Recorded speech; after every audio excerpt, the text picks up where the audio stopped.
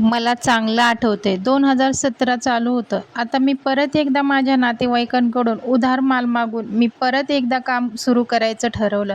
मी 3 लाखाचा उधार माल मागवला, काम चालू केलं आणि 8 दिवसातच नोटाबंदी झाली. एका रातोरात एवढं सगळं बदललं. रात्रीतच समजलं की नोटाबंदी झाली. मग तर मी डोक्यालाच हात लावला. आता समजत नव्हतं काय करू. देवाच्या मनात काय चाललंय माझ्याबद्दल ते पण मला माहीत नव्हतं. पण म्हणतात ना, देव एवढा परीक्षा का घेतोय? चांगले दिवस येण्यासाठी देव नक्कीच माझी परीक्षा घेत असेल. उन्हाळ्याचे दिवस होते. मी खूप टेन्शनमध्ये होतो. एका रस्त्याच्या कडेला ऊसाचा गाडा दिसला. तिथं मी जाऊन बसलो. तिथे उन्हाच्या भरात एक मुलगी आली. खूप ऊन होतं. बिचारी मोबाईलचे काहीतरी मार्केटिंग करत होती. मला बोलली, "भैया मोबाईल रिपेअर करायचं का?" माझ्या मनात विचार आला, ही मुलगी एवढा एवढा फिरते. ती बोलली, "भैया माझं टार्गेट कंप्लीट होईल. प्लीज घ्या ना करून." मी तिला बोललो, "दीदी सावलीत या." ती आली. मी तिला बोललो, "बसा." तिला एक उसाचा रस द्यायला सांगितला. ती बिचारी नको बोलत होती, पण ती प्यायली. तिचा तिचा आत्मा शांत झाला. मी तिच्याकडं मोबाईल नीट करून घेतला. ती बोलली, "50 रुपये झाले." मी तिला 50 रुपये दिले. जाताना मला माझा नंबर घेऊन गेली. का काय माहीत त्या मुलीमध्ये मला आपलेपणा जाणवत होता. कोणीतरी आपलं आहे असं वाटत होतं. मला त्या दिवशी ती मुलगी सारखी डोळ्यासमोर दिसायची. तिची मेहनत दिसायची. विचार करायचो, तिची काय मजबुरी असेल, ती एवढ्या उन्हात फिरते. ती मुलगी परत कधी भेटेल असे वाटायचे. त्या रात्री मला झोप आली नाही. मी माझं सगळं दुःख विसरून गेलो. मला ती मुलगी सारखी समोर दिसत होती. कोण आहे ती? काय करते? कुठे राहते? काय मजबुरी असेल तिची? माझ्या डोक्यात तोच विचार घुमत होता. आता काही नाही. मला फक्त त्या मुलीला भेटायचं होतं. मी तिथे रोज जायला लागलो. ती याच रस्त्याने आली होती. एक दिवस तरी या रस्त्याने येईल या आशेने मी रोज तिथे सकाळपासून संध्याकाळपर्यंत जाऊन बसायचो. माझं काम तर मी विसरूनच गेलो होतो. काम सध्या खूप स्लॅग चालू होतं, कारण नोटाबंदी चालू होत्या. लोकांकडे पैसे नव्हते. 8 दिवस झाले.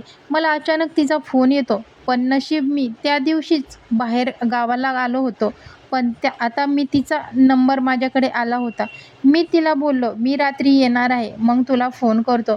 मी त्या बसमध्ये बसलो होतो. त्याच बसमध्ये मी परत रिटर्न आलो. पण मी येईपर्यंत ती निघून गेली होती. मी रात्री 8 वाजता तिला फोन केला. ती हॅलो बोलली आणि मी तिला बोललो, "दीदी फोन केला होता. मी बाहेर गेलतो." ती बोलली, "काही नाही. कोणाचा मोबाईल करायचा होता का ते विचारायचं होतं. आज माझं टार्गेट कंप्लीट झालं नाही. तुम्ही बोलला होता ना, माझ्या रूमवर खूप सारी मुलं राहतात. मी त्यांना सांगतो म्हणून फोन केला होता की कोणाचा मोबाईल करायचा आहे का?" मी तिला विचारलं, "जेवण केलं का? काय करते?" तिचा आवाज खूप हळू येत होता. मी तिला बोललो, "काय झालं? काय टेन्शन आहे का?" आवाज रडल्यासारखा येतोय. ती खरंच रडत होती. आता विचारल्यानंतर तर ती मोठ्याने रडू लागली. माझी शंका खरी ठरली. खरंच वाटलं, ही मुलगी काहीतरी अडचणीत आहे. तिची काहीतरी मजबुरी नक्कीच आहे. तिची सगळी चौकशी करावी वाटली. पण तिला घरात बोलता येत नव्हतं. तिला पण असं वाटत होतं की पहिल्यांदाच कोणीतरी आपली एवढी विचारपूस केली. तिने फोन ठेवला आणि फोन स्विच ऑफ केला. मला अस्ताव्यस्त होत होतं. एवढं काय होत होतं त्या मुलीबद्दल मला माझं समजत नव्हतं. का तिची काळजी वाटत होती? मला असं का जाणवत होतं की नाही, त्या मुलीचं आणि माझं काहीतरी पहिलं नातं आहे. जसं का तिचं आणि माझं काहीतरी पहिलंच नातं आहे. तिने तर फोन बंद करून ठेवला होता. पण रात्रभर मी तिच्या फोनची वाट बघत होतो. जसं का तिचं माझं पुराणं नातं आहे आणि ती मला फोन करणार. मला रात्रभर झोप येईना. मी तिचा फोन लावत राहिलो.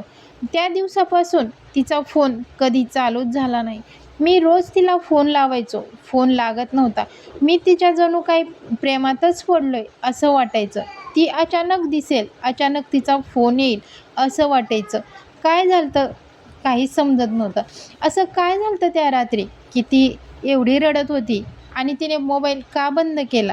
पुढची कहाणी ऐकण्यासाठी नक्की चॅनलला सबस्क्राईब करा.